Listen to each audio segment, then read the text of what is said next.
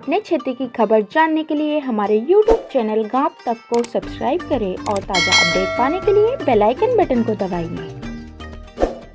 Pushpa high school रोशनी में वार्षिक उत्सव धूमधाम से मनाया गया। सर्वप्रथम विद्यालय के शिक्षक द्वारा अतिथियों का स्वागत मार्गदर्शन में किया। कार्यक्रम की अध्यक्षता बिशप स्वामी अगस्टीन मथिटिकुनल ने की। कार्यक्रम के मुख्य अतिथि शासकीय हाई स्कूल रोशनी के प्राचार्य श्री दयाराम डोडे एवं कार्यक्रम के विशिष्ट अतिथि ग्राम पंचायत सचिव श्री राधेश्याम नागोले रहे।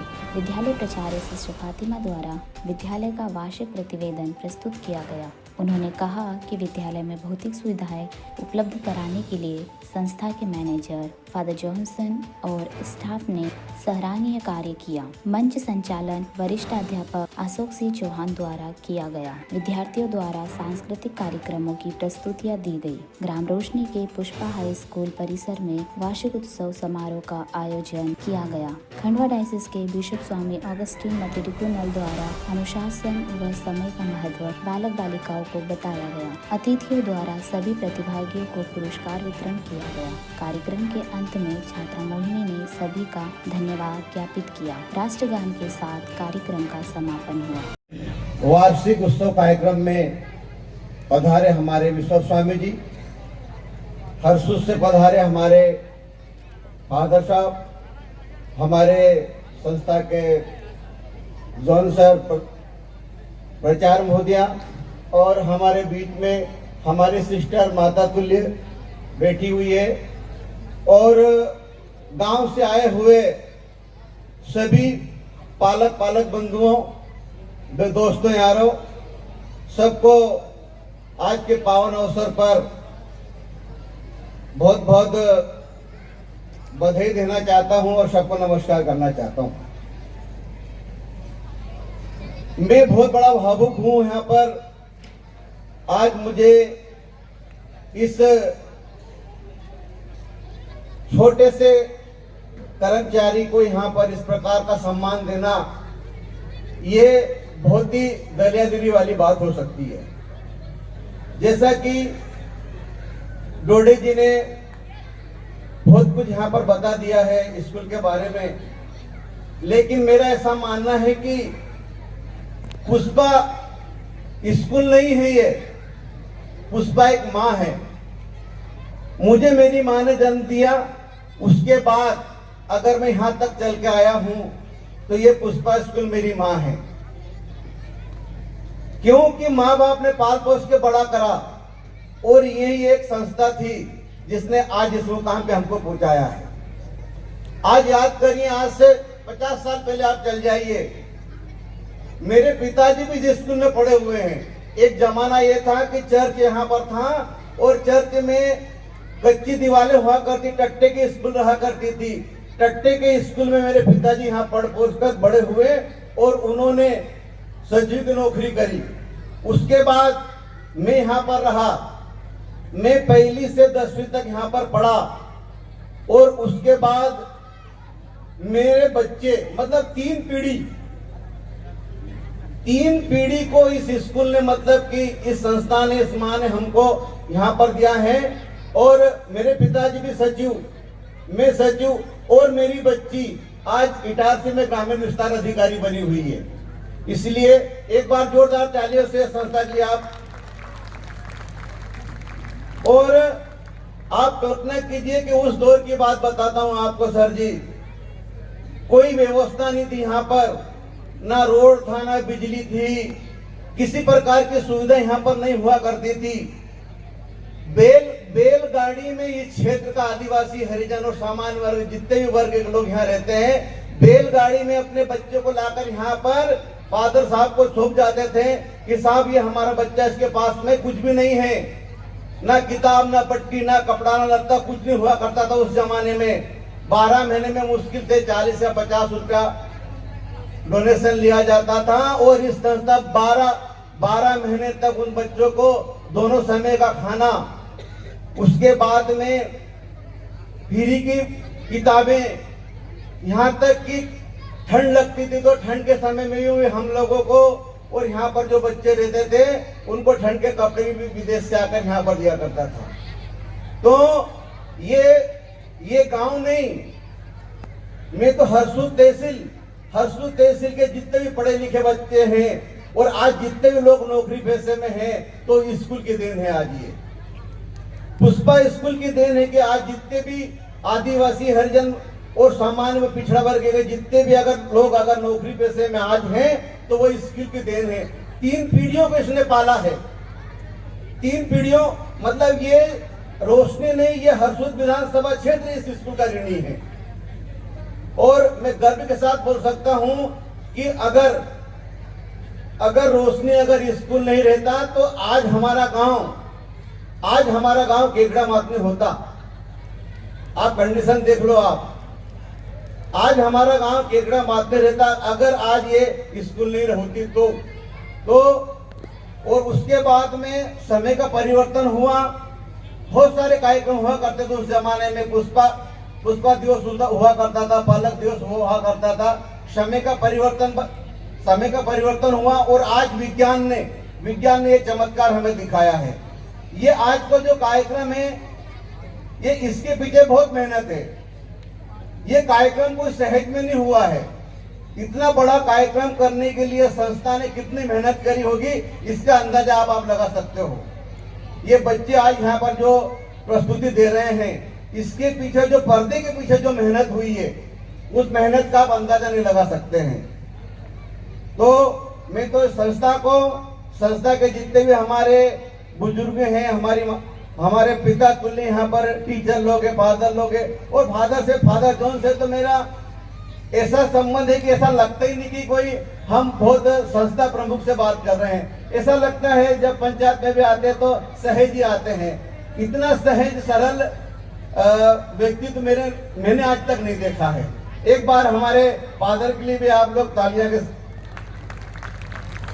और मैं आपके आगे आने वाले कार्यक्रम में ज्यादा बोलने की मेरे को बहुत आदत है, लेकिन 1-2 लाइन का मैं गाना गा दूं तो आप कैसा लगेगा?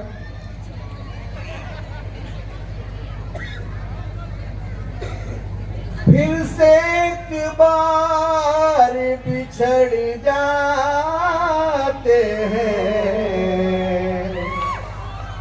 फिर से एक बार बिछड़ जाते हैं, चलते रहे इश्क में पड़ जाते हैं, चलते रहे इश्क में पड़ जाते हैं, फिर से एक बार बिछड़ जाते हैं, चलते रहे इश्क में पड़ जाते। बहुत बहुत धन्यवाद। थैंक प्राचार्य महोदय, राधेश्याम नागोले जी और सदन में उपस्थित सभी गणमान्य नागरिक, मेरे जीवन का एक बड़ा ही अविस्मरणीय पल है ये कि जिस स्कूल में मैं 1972 में मैंने स्टडी स्टार्ट की थी, आज मुझे सौभाग्य मिला है कि इसी संस्था के मंच में मैं चीफ गेस्ट के रूप में उपस्थित हुआ हूँ। मैं हृदय से धन्यवाद देना चाहूँगा शाला प्रबंधन का, जो मुझे सम्मान इन्होंने दिया है। बड़ा ही खुशी का क्षण है मेरे लिए, और ये कहने में कोई अतिशयोक्ति नहीं होगी कि आज मैं जो भी हूँ वो पुष्पा स्कूल की बदौलत हूँ। अगर पुष्पा स्कूल नहीं होती इस क्षेत्र में तो शायद मैं इस मुकाम पे नहीं पहुंच पाता। बिशप जी, कल्पना कीजिए 1948 में जब डॉक्टर जॉन कॉलेट और फादर रूपनर ने यहाँ कदम रखा होगा, यहाँ पर कुछ नहीं था, सिर्फ सेवा के क्षेत्र में उन्होंने यहाँ कदम रखा और इस ग्रामीण अंचल में सुविधाहीन क्षेत्र में जो सेवा का बीड़ा उठाया था। उन्होंने 3 फील्ड चुने थे सेवा के लिए यहाँ पे। पहला फील्ड था चिकित्सा का, एक हॉस्पिटल हुआ करती थी यहाँ पे, उस हॉस्पिटल में निःशुल्क ट्रीटमेंट होता था। डॉक्टर जॉन कॉलेट और उनके साथ में कुमारी वेरोनिका नायडू। फादर, ये इंडिया के मैप में टीबी के हॉस्पिटल के लिए रोशनी फेमस हुआ था। मैंने ऐसे पेशेंट देखे जो मुंबई से वापस आए थे और यहाँ आकर के फादर वो ठीक होकर के गए। इस ग्रामीण अंचल में उस समय जो इन्होंने चिकित्सा की सुविधा प्रदान की, पता नहीं कितने लोगों की जान बची है। नहीं तो यहाँ के लोग देव के चक्कर में पड़ जाते थे, किसी देव के पास चले गए, उसका इम्यून सिस्टम अगर ठीक है तो रिकवर हो गया, अदरवाइज वो अपना जीवन खो बैठते थे। लेकिन डॉक्टर जॉन कॉलेट की वजह से इस क्षेत्र में चिकित्सा की सुविधा जो समय प्रदान की गई, पता नहीं कितने लोगों की जान बचाई है, और टीबी जैसी जानलेवा बीमारी से पता नहीं कितने लोगों को इस हॉस्पिटल ने बचाया है। दूसरी सबसे बड़ी उपलब्धि संस्था की रही है एजुकेशन के क्षेत्र में। संस्था कब चालू हुई मुझे कंफर्म नहीं है, बाकी मैंने जोनस सर का अपॉइंटमेंट लेटर देखा था 1953 का। मैंने भी यहाँ पे 1972 से स्टार्ट किया था, 83 तक मैं संस्था में पढ़ा हूँ। उस समय जब हम लोगों के पास पैसा नहीं होता था, उस समय हम लोगों को नॉमिनल फीस पे और इवन टेक्स्ट बुक भी यहाँ से मिलती थी।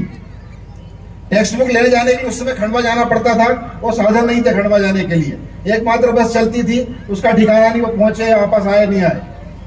आज जो शिक्षा की का जो दीपक जलाया था, आज मसाल के रूप में जल रहा है और शिक्षा के प्रकाश से इस क्षेत्र को आलोकित कर रहा है। इसके लिए मैं स्कूल प्रबंधन को धन्यवाद देना चाहूंगा कि उस समय में भी जो फादर हुबनर ने जो प्रयास किए हैं, वो शिक्षा से आज हम प्रकाशित हो रहे हैं, और पता नहीं कितने लोग आज अपने जीवन में सफलता की सीढ़ी से ऊपर पहुंच गए।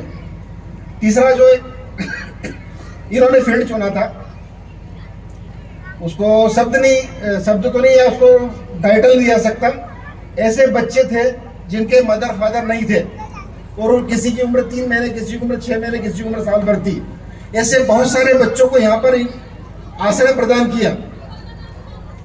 कुमारी वेरोनिका नायडू ने जीवन में शादी नहीं की, उन बच्चों को अपना बच्चा माना और अपनी ममता उनके ऊपर लुटाई, और आज वो बच्चे भी कहीं ना कहीं अच्छी स्थिति में है। एक ऐसी घटना है जिसके बारे में शायद किसी को नहीं मालूम हो। जब इलेक्ट्रिसिटी यहाँ लाने का समय आया, लोगों ने मांग की, तो उस समय विद्युत मंडल ने कहा था कि 40,000 रुपये जमा कर दीजिए, हम रोशनी में इलेक्ट्रिसिटी भेज देंगे। उस समय यहाँ पर के लोगों की स्थिति इतनी अच्छी नहीं थी कि 40,000 इकट्ठे कर पाए या शासकीय सहायता मिल पाए। उस समय फादर जोसेफ पेरिंगालूर ने या फादर हुबनर ने बिशप जी 40,000 रुपये चुपचाप दिए थे, और जो इलेक्ट्रिसिटी यहाँ पर आई है वो इसी संस्था की देन है। उस समय 40,000 बहुत मायने रखता था, लेकिन उन्होंने बिना किसी सोर्स सर्वे किया, किसी को बताया, वो दिया था। और इलेक्ट्रिसिटी अगर रोशनी में आई है तो उसका श्रेय भी उन्हीं को जाता है। बहुत सारे ऐसे फील्ड हैं। मैं भी यहीं की मेहरबानी से पद पे पहुंचा हूँ। हम लोगों को पुस्तक नहीं है, पुस्तक फ्री मिल जाती थी, फीस नहीं है, फादर बोलते थे कोई बात नहीं। और इस क्षेत्र में बड़ा प्यार दिया। डॉक्टर जॉन कॉलेट को दादाजी का संबोधन मिला था, प्यार से दादाजी बोलते थे। फादर हुबनर को दाढ़ी वाले फादर कहा जाता था, दाढ़ी रखते थे वो, दाढ़ी वाले फादर के नाम से फेमस थे। और डॉक्टर पेरिंगालूर जी 2 बार यहाँ पर आए, और वो हल्लो फादर के नाम से फेमस थे। सबको छोटे छोटे टाइटल दे रखे थे। यहाँ के हॉस्टल में भी मैं स्टार्टिंग में फादर से कोई फीस नहीं ली जाती थी, 500 बच्चे का मैच टोटल फ्री था। और हर हफ्ते एक सनलाइट, एक लाइबर, 50 ग्राम तेल के डिब्बी स्कूल की तरफ से दी जाती थी। बिना शुल्क के रेसिडेंशियल फैसिलिटी प्रोवाइड करके बच्चों को पढ़ाया है। उसमें मदद करती थी मेरी नायडू, जिनको बड़ी बाई जी बोलते थे। और संस्था के इस प्रयास से इस ग्रामीण अंचल के अंदर हम लोग बहुत ऊंचे मकाम पे चले गए, उसका सरासर संस्था को जाता है। बड़ा अच्छा लगा इस दूरस्थ ग्रामीण अंचल में इन बच्चों की प्रतिभा को निखारने का जो प्रयास फादर कर रहे हैं, बहुत अच्छा लगता है। इतने क्लियर प्रोनाउंसिएशन से अगर बच्चा यहाँ इंग्लिश बोल रहा है तो उपलब्धि आपकी है, उसका श्रेय आपको जाता है। मैं ज़्यादा वक्त नहीं लूँगा क्योंकि बहुत सारे प्रोग्राम बाकी हैं, लेकिन जैसा भी मुझे फादर ने बताया था कि स्कूल की बाउंड्री वाल बिशप स्वामी ने दी है, मैं इस मंच से निवेदन करना चाहूँगा कि सर इसी प्रकार की कृपा दृष्टि बनाए रखें तो हमारे स्कूल और अच्छा डेवलप हो सके। और फादर से भी निवेदन है कि जो अपन शिक्षा की अलग जगह ही है, इसे जलाए रखें और कालांतर तक इसी शिक्षा को प्रदान करें, ताकि इस गरीब क्षेत्र के बच्चे भी अपने जीवन में आगे बढ़ सकें। धन्यवाद। Johnson, manager of the school, Sister Fatima, Principal, Fathers, Sisters, माता पिताओं, बच्चों, आज हमने इस स्टेज पर पुष्पा हाई स्कूल की वार्षिकोत्सव के अवसर पर इतना सुंदर प्रस्तुति देखा है, लेकिन से मेघन से बच्चे अपने ताकत को, कौशल को हमारे सामने प्रकट कर रहे हैं। इतना सुंदर प्रस्तुति एक छोटे गांव में बच्चे इतने अच्छी तरह प्रस्तुति देना इतना आसान नहीं है, इसलिए मैं बधाई देता हूँ यहाँ के स्टाफ को, मैनेजमेंट को, बच्चों को बहुत बहुत धन्यवाद, शुक्रिया। प्यारे बच्चों, इस शिक्षा के क्षेत्र में यहाँ के चर्च ने शायद 70 साल पहले कदम रखा। उद्देश्य रोशनी के लोगों को रोशन करे, इस गांव में परिवर्तन लाए और उन्नति की, इनकी तरक्की की ओर पर चलने में मदद करे।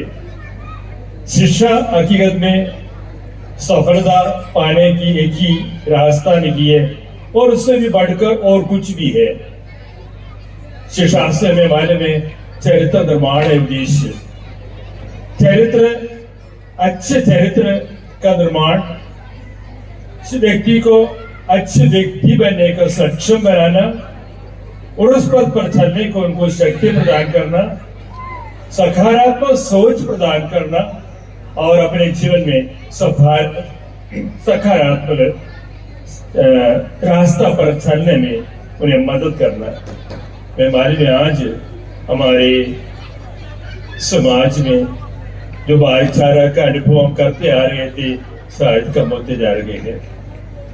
हमारे विचारधारा में परिवर्तन आ रहे हैं, लेकिन अच्छी शिक्षा से ही उद्देश्य है समाज में एकता लाए, सबका सहयोग मिले, समाज का, देश का उन्नति हो, सब मिलकर। इसके लिए सबसे पहले हमें अच्छा चरित्र का निर्माण होना चाहिए। और मेरे लिए खुशी की बात है, एक चीज यहाँ हो रहा है पुष्पा हाई स्कूल में। हमारे बच्चे ने अपने प्रस्तुति से एक संदेश दिया कि अगर हम एक साथ रहेंगे तो हम बहुत कुछ कर सकते हैं। शिक्षा का उद्देश्य ये है व्यक्ति का सोच अच्छे हो, अच्छे व्यक्ति बने, जीवन में सफल बने और आगे दूसरों को भी सफल बनने में मदद दे। अगर एक व्यक्ति का सोच अच्छा है सब कुछ अच्छा हो जाता है। हमें हमारा अनुभव है, जिस व्यक्ति का सोच सही नहीं है उसके साथ आगे चलना मुश्किल है। शिक्षा का उद्देश्य है हर व्यक्ति को सम्मानजनक जीवन देने के लिए मदद करना, साथ ही साथ दूसरों के साथ इस दुनिया में रोशन करने में मदद करना। मेरा विश्वास है यहाँ जो भी बच्चे आएंगे शिक्षा प्राप्त करेंगे वे इस काल के ही नहीं बल्कि देश में रोशनी के रूप में अपने योगदान देंगे, भागीदारी प्रस्तुत करेंगे। सबको धन्यवाद। जय माँ चंडी मैया। माँ चंडी भव्य मंदिर निर्माण, माँ चंडी दरबार टिमरनी। माँ चंडी मैया का भव्य मंदिर निर्माण कार्य किया जा रहा है, जिसमें आप सभी भक्तगण सहयोग अवश्य प्रदान करें एवं पुण्य के सहभागी बने और सभी लोग माता रानी के मंदिर में सहयोग करें। जय माता दी।